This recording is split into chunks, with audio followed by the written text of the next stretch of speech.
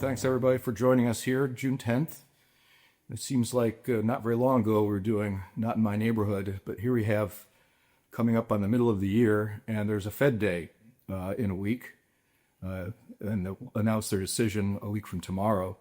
And between now and then, we have 4 inflation readings that are coming out, and that includes the CPI tomorrow, the PPI the day after, an employment inflation index on Friday, and then import and export prices on Monday. So it'll be interesting to see how those get digested by the Fed. This webcast is called Surreal, and what's on the screen right now is a sculpture by Maria Sol Escobar, who went for short by the name of Marisol. And this was a sculpture of René Magritte. It's actually called Magritte 6, and Magritte is a very famous surrealist painter. In 1929, he painted The Pipe, and it was called the Treasury of Images. And it has the French saying at the bottom, "Ceci n'est pas une pipe," which means in English, "This is not a pipe." So the Treasury of Images, and that was done in 1929.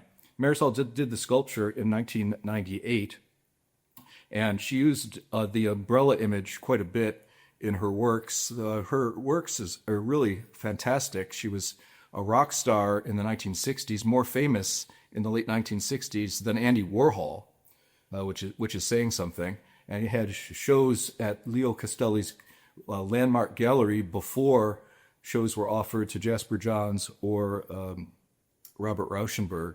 The reason this is called Surreal is the way I'm going to be highlighting in this webcast some of the things that have been going on in relationships in markets, economies, bond yields, and so on, that seem to be almost surreal based upon what we thought we learned during the secular interest rate decline can no longer apparently be mapped over to economic relationships today.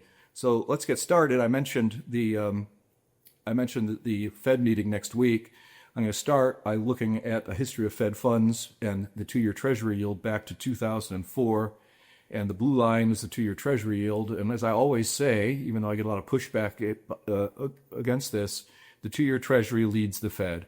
The Fed basically follows the 2-year Treasury. And you'll notice that the blue line lifts off before a hiking cycle and starts to roll over before a cutting cycle, well before the Fed actually moves in most cases.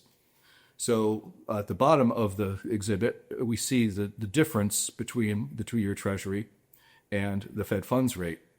So right now, the Fed funds rate is still quite high, quite a bit higher than the 2-year Treasury, but nowhere near as ridiculous as it seemed back when the Fed started cutting interest rates, when the 2-year Treasury was almost 180 basis points lower than the Fed funds rate. The market seems to be predicting that the Fed is going to cut rates a couple of times based upon the magnitude of red presently down there at the bottom exhibit. But I've been saying all year, ever since we got the January situations and March, I said I don't think they'll cut rates more than twice this year. And the market has kind of come to that conclusion.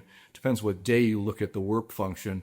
But sometimes it looks like 2.5 cuts, sometimes it looks like 2. And we're kind of running out of meetings. The Fed is not going to cut, in my estimation, next week. I'd put the chance at almost 0 because they acknowledge that their mandate, which they were so happy about, they were in a good spot with the dual mandate in January.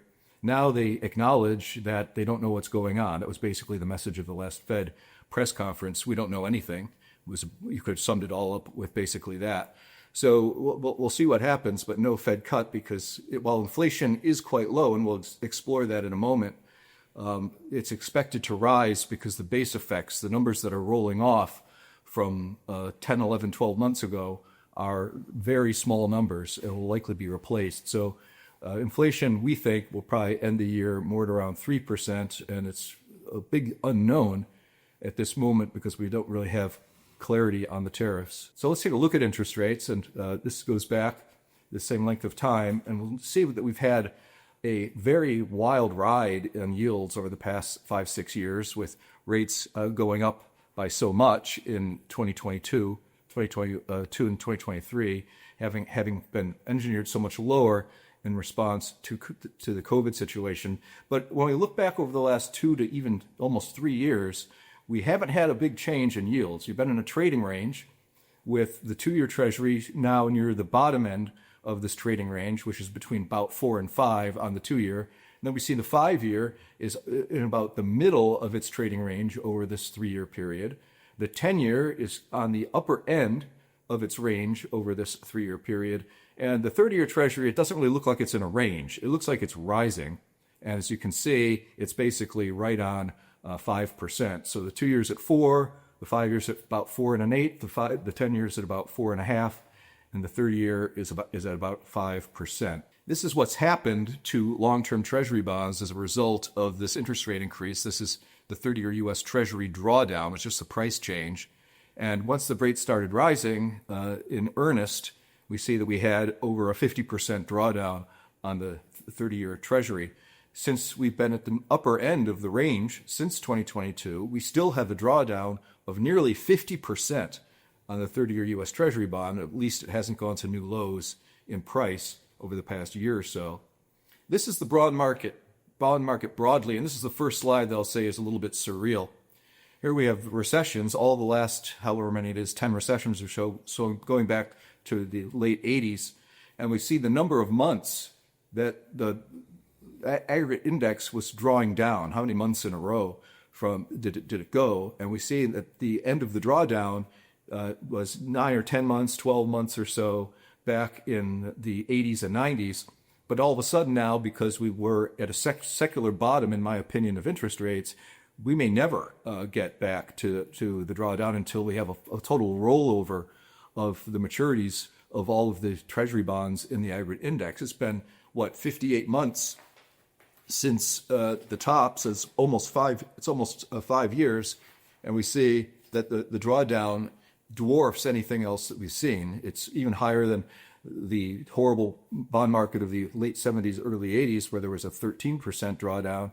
Now we're over 17% drawdown, a maximum drawdown on the aggregate index. And of course, that's because the interest rates started this period so low that there was almost nothing to counteract the negative price action. At least in the late 70s, early 80s, you had some double-digit yields that gave you a better total return experience. But here's the 30-year bonds globally. So this interest rate rise is clearly global. In fact, even Japan has rising 30-year government bond yields. And we see that it all started back in 2020, 2021 into 2022. And it's kind of like everyone's moving in lockstep. Here we have Japan, the United States, the United Kingdom, and Germany.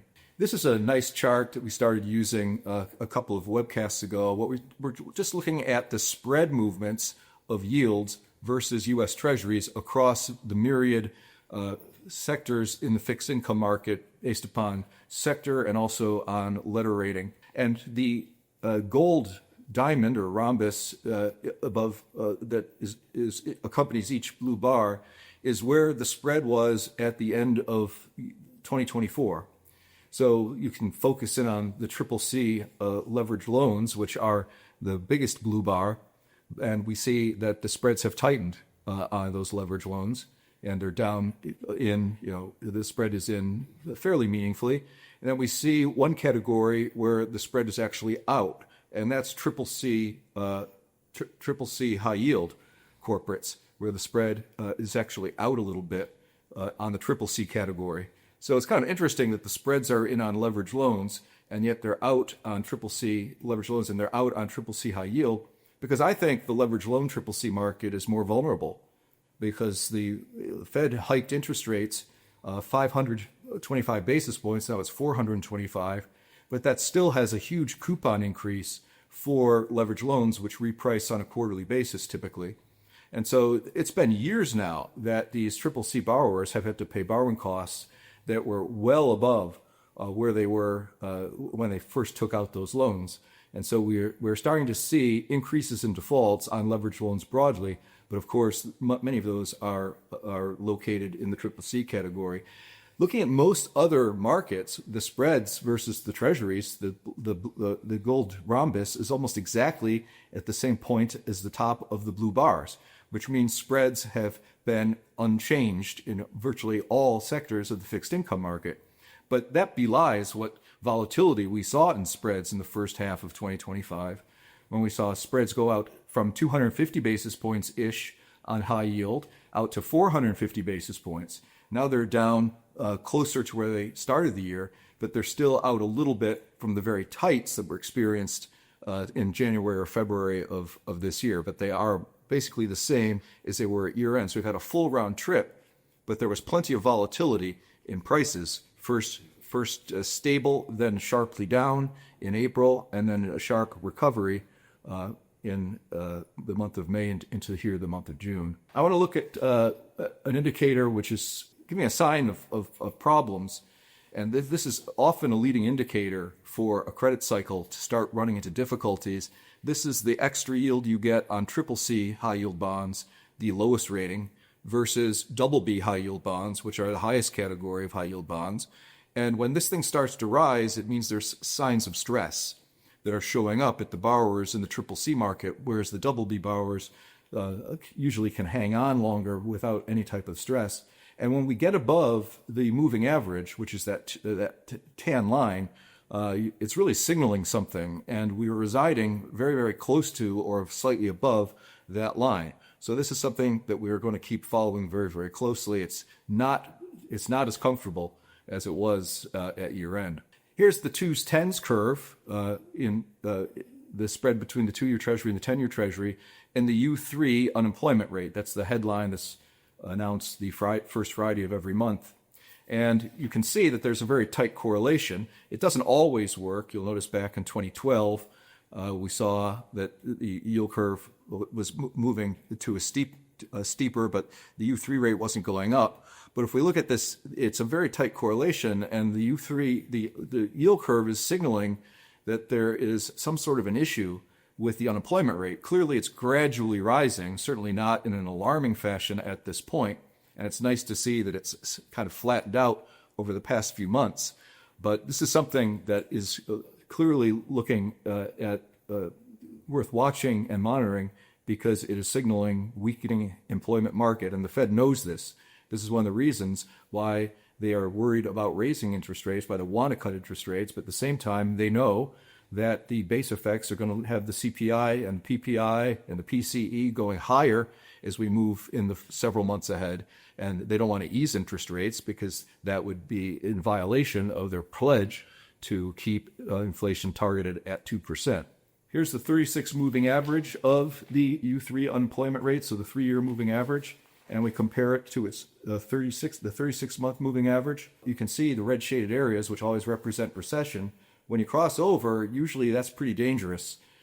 Usually right when you cross over, it's announced that in hindsight by the officials that do these things, the Bureau of Labor Statistics, you see that in the past, when it's crossed over, the red shaded area suddenly appeared right on that crossover point. That has not happened. But based on the prior slide, it's sensible to think that the U3 unemployment rate is going to go higher. And if it goes higher than maybe 4.5%, I think the Fed is going to be more inclined to ease interest rates. We'll see if that happens by the end of this year. However, continuing claims have been rising, and they tend to lead the unemployment rate. So this is further reason to believe that maybe the unemployment rate will be rising. This goes back 2 years, and we're just comparing the light blue line, which is the continuing claims, to the unemployment rate, which is the darker blue line. And they do move together with the continuing claims being a little bit more high frequency. So this is suggesting higher unemployment rate as well.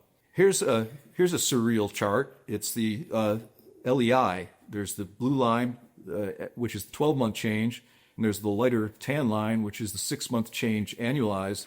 And in the past, when you've gone to this negative of a number on either the 12 or the 6 months, they track each other pretty closely, you've been in recession. This time it didn't happen. Why is that? Well, it's because the data got so screwed up with the lockdown leading to an economic collapse being anticipated, and then the intense response of $7 trillion of money printing, which had the economy roaring back. So I think a lot of statistics have this sort of major volatility from 2020 into 2025. And in this case, I think we have to concede that the signal that was given, and it was given back a while ago now, probably 2 years already, has not worked, because the data had a handoff between initially strong manufacturing, then suddenly manufacturing got weak, but services started to get tremendous spending because people were having revenge travel and other things once the economy got out of lockdown. This is a very concerning chart. This is the yield curve steepening before the recession. So we've got the 2s-10 spread and the 12-month moving average of the 2s-10 spread. And we've got those red shaded areas, which are recessions. And when the yield curve gets inverted, people start paying a lot of attention. But I always point out that it's when it de-inverts that you really have to start getting concerned about the economy. That has clearly happened with the 2s-10 spread now at nearly 100 basis points. I think it was 87 the other day, but about 100 basis points, 2s-10s, and 2s-30s rather. But 2s-10s is less than that. It's about 50 basis points. I'm misidentifying, so I apologize for that. But look at the blue line, which is really interesting. When the blue line actually de-inverts, when the moving average, the 12-month moving average of 2s-10s de-inverts, that's pretty much right on top of the front edge of a recession.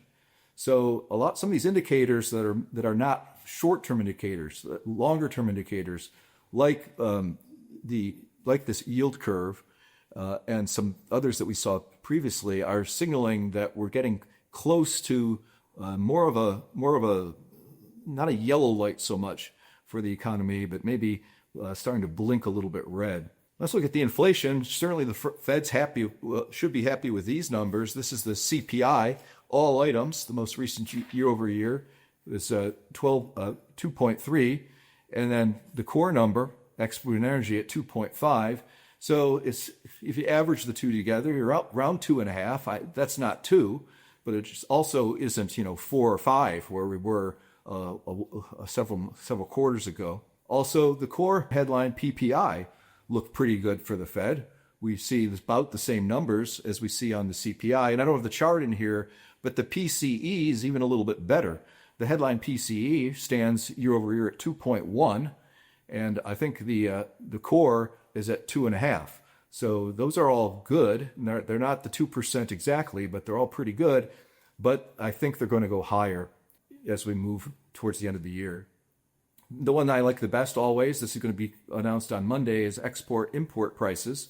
And this is very comfortable, with export prices up about 2% and import prices basically at 0. We'll see what happens to this data series once we start to see more of the actual results of whatever tariff regime we end up settling upon.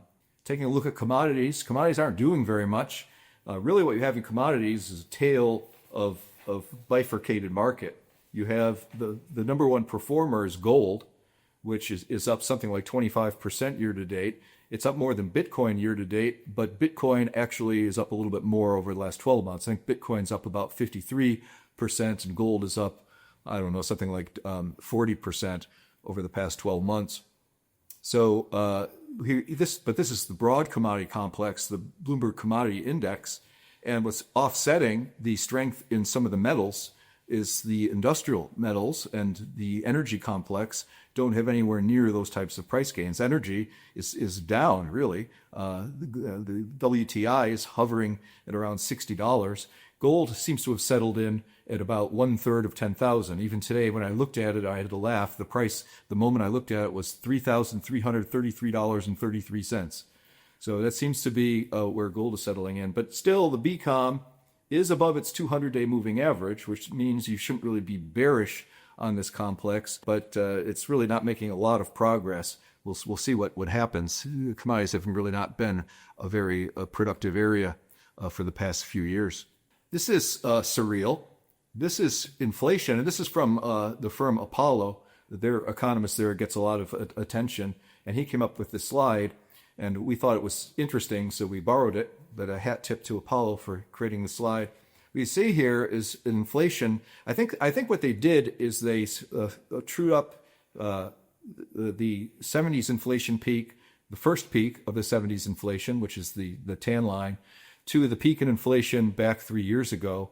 And I think they centered the chart on that. And then they just said, how are is this inflation experience been developing compared to the 1970s? And it's kind of surreal. The lines are virtually identical. Maybe if I was going to do this chart, I might move the blue line, maybe, I don't know, with a quarter or half an inch to the left. And then I think the lineup would be almost perfect, but this is close enough. And I'm not predicting this is going to happen, but wow, this is kind of a little chilly, isn't it? That we see that the inflation experience in the 1970s was the same. And then when the inflation was thought to be potentially under control, down to around 2% or so in the early part or mid 70s, all of a sudden we had an oil spike problem, and off to the races inflation went. I hope that doesn't happen this time, but it is surreal. Here's the U.S. dollar index going back a ways, and the dollar has been weak year to date. Just about every currency is up versus the dollar. We've been expecting dollar weakness as the economy starts to soften, and indeed that's been the case. And so it'll be interesting to see what happens, because the dollar has been in a pattern of lower highs going back to 1985 and lower lows, with the exception of 2020, perhaps. But I think the dollar is going to continue to go down. I know I'm not alone in this view. I was for a while ago, maybe 6 months ago. There were very few people that were talking about negative dollar. But here it is, and if it breaks down, if you can mentally draw a trend line between that low around 2011 and the low back in around 2021, if we break down below that trend line, I think it's truly a dollar bear market. And the dollar, should that happen, I would expect it to take out the low on this chart. So down below the level of around 72 or whatever that was. Now, this is surreal again. This is the trade-weighted dollar performance. Trade-weighted dollar now. The previous slide was Dixie. But this is the trade-weighted dollar performance during S&P 500 corrections. And so you see the lighter blue line is the correction of the S&P 500. So these are time periods when we went down at least 10%, going back to 2010. And then the dark blue line, which starts at the same time period, is the dollar index, the trade-weighted dollar index. And you'll notice that for this whole time period, for 15 years, every time you had a correction in the S&P 500, the dollar went up. Not this time. And this is what I've been talking about now for several webcasts, and certainly it's a trend change, and trend changes usually mean a regime change. And so we're thinking very carefully about regime change, that the 40 years of declining interest rates will no longer be a template for the economic and market relationships going forward. And this is a proof statement of at least one important relationship, the dollar and the S&P 500. Another chart that doesn't look like it used to is the dollar index and the 10-year Treasury yield. It was working very well going back to 2022, where if the dollar was going up, then the 10-year Treasury yield was going up, and vice versa. And then all of a sudden, starting this year, basically, it isn't working. The dollar is going down as the 10-year Treasury yield is going up. This is a further proof statement ratifying my contention, which is playing out, that as the economy weakens, or as the dollar weakens, yields will go up and not down. Here's the same thing with crude oil. Here, crude oil was a good marker for where the 10-year Treasury yield might have been, going back to that same 2 or 3 year ago period, where when oil went up, the yield went up. And then when oil went down, the yield would go down. And suddenly that changed again. So suddenly we have the Treasury yield going up while oil broadly was going down. Now oil has stabilized, but the relationship has been clearly broken down. Here's another interesting relationship. I talked about how the Fed started cutting interest rates in 2023, and usually when the Fed cuts interest rates, the 10-year Treasury yield does well. The 10-year Treasury does well. The yield falls. But here we have the center line, the vertical line is the first Fed cut, and we see that we have a range of how much the 10-year Treasury performance was good after the Fed started cutting interest rates, but this has been about the worst one. ever. It was the first one sort of ever where the yield actually went the wrong way and the performance of the 10-year was negative after the Fed started cutting interest rates. We're no longer the worst in this sample, but it's still way below the median, which is the yellow line. I expect that this will continue. The yield curve will continue to steepen. As the Fed cuts interest rates, if they have a need to do so, the yield on long-term treasuries will probably go up. In fact, that's already happened. Since the Fed started cutting interest rates, long-term interest rates are up. Short-term rates are up a little bit, depending on what Fed meeting you start with. But if you start with the very first Fed meeting, long-term interest rates are up nearly a percentage point, and the short-term interest rates have barely changed because the Fed was anticipating the Fed to cut rates by over 100 basis points. When you looked at the relationship, as I showed on the first chart, between the Fed funds rate and the 2-year Treasury yield. Now I'm going to talk about where we stand with the budget projections. I'm not going to go overboard here because I know I talked about this in the past, but I think this is the chart of the year. I announced that about 3 months ago, and it still remains that. What we've done is plotted on the y-axis the budget deficit as a percentage of GDP, and then we have on the x-axis the unemployment rate, the U3 unemployment rate. And we've got two different colored dots. One, the black dots are from 1960 to 2017. So a long time period. And there was a pretty good relationship. We've got a regression line drawn through those all those black dots. And not surprisingly, when the unemployment rate is very, very low, you would expect very low deficit. You would expect those black dots to be at or around or above the zero line. And then, of course, when you have really bad unemployment, like 8, 9, 10%, of course you expect a much bigger deficit because of the tax receipts being curtailed and the need for transfer payments like unemployment going up. Well, then we have a different regime, and these are the red dots, which is 2016 and forward. And what we see here is a completely surreal relationship. What we see is 2023, 2024, and the CBO's prediction for 2025. Here we are living at this extremely low historical unemployment rate, and yet we have a high budget deficit. We have a budget deficit that looks a lot like when you have 7 or 8% or even 9% perhaps unemployment. And the CBO's estimate is a little bit aggressive on the not conservative. It's a little bit generous as to where the budget deficit will be, and and it always is generous. I'll give you an example of that on this slide. That in 2001 there was a prediction of where the budget deficit would be by the CBO, and that projection is that gold line. That was what they were predicting where the deficit would be as a percentage of GDP, looking out to 2012 or so. Well, they said that the deficit would go from 2% to as a percentage of GDP, a surplus of 2%, and this was the 2% surplus to around in 2012 or so, around a 5 or 6% surplus. And what ended up happening is we lost our surplus very quickly after 2001, and we went to a deficit thanks to COVID. This is pre-COVID. I was thinking of 2020. We went to a deficit back in the global financial crisis of around 10%. And then it recovered a little bit a couple of years later. So the CBO was overestimated how good the budget would be handled, how well it would be handled by around 12 percentage points. So they're off by 12 percentage points. I'm not saying that the CBO off by 12 this time, but I think they'll be low.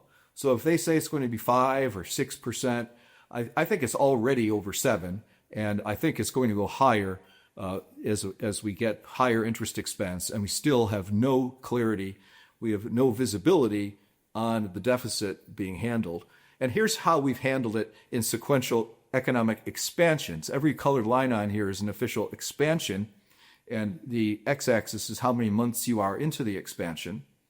And so we say that usually during expansions, you have relatively low budget deficit. This time, the black line, we still have a very high budget deficit, showing up at around 7%, 7.5% of GDP, 7% of GDP deficit. And so when the recession comes, it's quite obvious that we are going to have a budget deficit that expands, because they always do during recessions. This goes back for about the last 8 or 9 recessions. And what we see is a dotted line, which is an average. So the budget deficit goes up as a percentage of GDP. This is just the change in the budget deficit. And it used to be, say, in the earlier exhibits on here, it used to be about 4 percentage points during the recession. And then we had the global financial crisis, and it got to 8 percentage points. And then we had COVID, and it went to 12 percentage points. But it's pretty clear that these curves are getting much steeper on the downside as we go through subsequent recessions. And one would certainly expect that to happen this time, as we already have a $37 trillion debt. I think we're going to get there next week, or maybe even this week, where the handle is actually 37. It just doesn't round to 37 trillion. So this is a problem. And here is the annualized federal deficits by fiscal year, just recent years, as we've been battling this volatile economy with money printing and larger budget deficits. We see that 2022, then 2023, and then 2024, and we were already 8 months through fiscal 2025. And if we just take the first 8 months of 2025 on average, and I'm glad we have April in there, because that's a positive month, because that's tax payments. And most of the country are paid in April for most taxpayers in the country. And so we saw that the deficit actually had a surplus in that month. But then we see that we're back to a problem again. And if we just extrapolate out the average, if we take the 12-month gain in the 8-month gain in the deficit, divide by 8, so we get the monthly gain, multiply by 12, so we have the annualized extrapolating out the first 8 months experience for the rest of the year, we would break the last 3 years. We would have a budget deficit that's higher than the past 3 years in dollars and as a percentage of likely of GDP. And this is absolutely surreal. Remember the money printing where we set through caution to the wind, desperate times, call for desperate measures. We're just going to print trillions of dollars and inflation be damned, is what some people said. Others idiotically said there'll be no inflation. But of course, inflation went to 9% briefly. But with all that money printing, this does not include T-bills. This is coupon bonds. So it's 2 years out to 30 years. We're issuing basically as many right now in 2025 as we were at the absolute height of the money printing. And of course, as interest rates have failed to decline this year, and longer-term interest rates are even rising, and the deficit continues to expand, we may take out the slightly higher high that was registered back in the heyday of the money printing. That's not really good news. So what's going on with the interest expense? Well, obviously the debt's at a new record high, so the number of bonds that have to be paid is going up, but also the interest rates are going up. We got the 10-year U.S. Treasury on here, and that's the spot rate of the 10-year Treasury. And then we see the average rate paid on all the debt outstanding. So it'd be all of the debt, all that $30-odd trillion of debt has an average interest expense that's close to 4%. Having been slightly below 2%, it's out close to 4%. So obviously the debt has gone up by trillions of dollars in the past 6 years or so, and the interest rate has doubled. So this is a 1-2 combination. This is why your insurance rates, your auto insurance rates are so problematic, going up by about 50% in some places year over year. It's because the insurance companies are getting killed on both sides of the loss math. You've got frequency of loss, which has gone up for sure on auto. There's a lot more auto accidents, as we have plenty of people that don't know how to drive. And we also have the cost, the severity of car repairs, and the cost of cars has gone up. So frequency times severity equals your loss problem, and they're both going in the wrong direction. Just like for the last few months of this year, the inflation direction and the unemployment direction could very well both go in the opposite direction of what the Fed is hoping for and targeting and promising. In the first sentence that Jay Powell says, opening every single press conference after a Fed decision, he says, "We are squarely focused on our dual mandate of 2% inflation and a full employment market." So that's what they're promising. Well, tariffs are starting to kick in. So I guess maybe there's some potential relief for the budget deficit from tariffs, because we do have increased tariff collections. We see two lines on here. There's 2024, and then we have the same period in 2025. And it's pretty clear that tariffs have gone up. It looks like there's, in recent month, maybe an extra $30 billion came in from tariffs. I'm not sure if there's different arguments for who's paying these tariffs, but it ends up being some sort of revenue source incremental to just income taxes and the like. And here we go by every year for tariffs. And so going back quite a while, you see there was a big bump up when Trump first got into office, but we're now way above that. We're way above any other year. And I would think that this red line would be substantially higher than any other line on here when we get to the end of this year.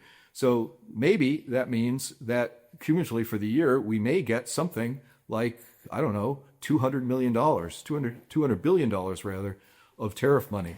Whether that comes out of the economy and we have high unemployment that raises the need for a higher budget deficit in spite of the tariffs, we'll just have to wait and see, because we don't know what the game plan really is, as it changes rather frequently. So let's just look at what's happened very recently. I'm not really looking at the solid line, I'm looking at the blue bars. And you'll notice this is the monthly, all of a sudden, boom, when suddenly the tariffs have really shot up from what was running at about $50 billion a month up to what is running for the most recent 1 month, a rate of about $100 billion. So this is it's not huge relative to the budget deficit, but it's not insignificant. And then I'm going to finish with my number one suggestion at the Roundtable Prime, and I reiterated this several times this year. I think the trade is to not own U.S. stocks, but to own your stocks in the rest of the world. And it is certainly working. Europe, which I've been fond of, is clearly outperforming the S&P 500. Even emerging markets, the MSCI Emerging Market Index is outperforming the S&P 500. It's not like the S&P 500 isn't bad this year. It's up a little bit. But all these other markets are doing better because the dollar is now in what I think is the beginning of a secular decline. This is a surreal chart. So this goes back to the Nifty 50 period, where the U.S. versus the whole global stock market, Ex-U.S., the U.S. was at a very highly valued point during the Nifty 50 period, and it underperformed mightily for the next couple of decades. And then something changed, and we had the dot-com thing start, the internet bubble, and suddenly that was very U.S.-oriented, and the U.S. went right back into the vicinity of the Nifty 50 bubble. Both of those time periods in the aftermath, shortly after these bubbles burst, people thought we all collectively lost our mind. We went to a valuation of U.S. stocks versus the rest of the world, ex-U.S., that was, outside of the whole historical context. Well, look at where we got this time. So what was thought to be nutty at about a 1.25 level on this exhibit, well, we got to double that during this period, and it sure looks to me like that is broken down, and you can see that if you look at the bloodless verdict of the market comparing U.S. stocks to stocks outside the world. And if for dollar-based investors, if it's even a bigger difference, because if you buy foreign stocks in their local currency and the dollar declines versus their local currency and their stock markets nominally outperform, you get a double-barreled win. And that's what's been happening so far this year. And I think that's a trend that will be in place for quite some time. As you can see, these trends tend to last a decade or more on this chart. Here's the Europe that I've been talking about. Clearly, Europe has begun outperforming. I recommended Europe back three years ago. It looked like it was a good call, and then it got fully reversed, and we got to a new high in the dollar versus the MSCI Europe, but that reversed very sharply, and now that recommendation from 3 years ago is well in the money. And that's because of this chart, I think, why that valuation got so exaggerated back at that recent extreme peak at the 2.5 level on that chart that I showed on the relative performance, it's because we've had massive inflows into the U.S. financial markets. Just 15 years ago or so, the investment position was $3 trillion of foreign investment exceeding U.S. investment outside the country. And now it's up to over $25 trillion. So over $20 trillion has come in from foreigners invested in the United States. If that's reversing, then there's a lot of selling that can happen. And this is one of the reasons that I advocate ex-U.S. stocks versus U.S. stocks. And here's the emerging market situation. This is the S&P 500 versus MSCI emerging. And here we have stopped going up for the S&P versus the emerging. But it is not really quite broken down yet, but I think it's going to. So I think it's perfectly sensible to invest in a few emerging market countries. And I would still choose India as the long-term hold there. But there's nothing wrong with certain Southeast Asian countries, or perhaps even Mexico and Latin America. And then finally, this is a sculpture done in 1968 called Mi Mama. I can't speak Spanish, so Mi Mama y Yo. That means my mother and me. This is by Marisol in 1968, and this was made. Marisol was 11 years old when her mother killed herself in front of Marisol, and she barely spoke for the next several years because she was so affected by that. She only spoke when absolutely necessary.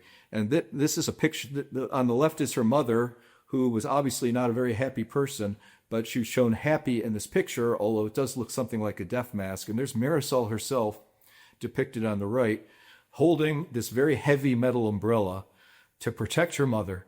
And also, it's a burden for her to be carrying this very, very heavy umbrella. So go to the Dallas Art Museum, check out the Marisol exhibit. It's on exhibit through, I think, around July. You can go to their website, the Dallas Art Museum. It's an excellent exhibit. And this particular work is now in the permanent collection of the Buffalo AKG Art Museum because Marisol never sold this sculpture. She kept it herself. It was meant so much to her for her whole life. And when she passed away, Marisol bequeathed her entire estate to the Buffalo AKG Art Museum, including this masterpiece. With that, thanks everybody for listening. As we barrel through 2025, once you go past Memorial Day, you blink and it's back to school time, and then then it's Halloween, and then everyone wants to talk about 2026. We'll be doing that, and we'll be fighting the fight. Thanks for your attention. Good luck with the rest of the year, and thank you for your participation today and your faith in DoubleLine. Goodbye for now.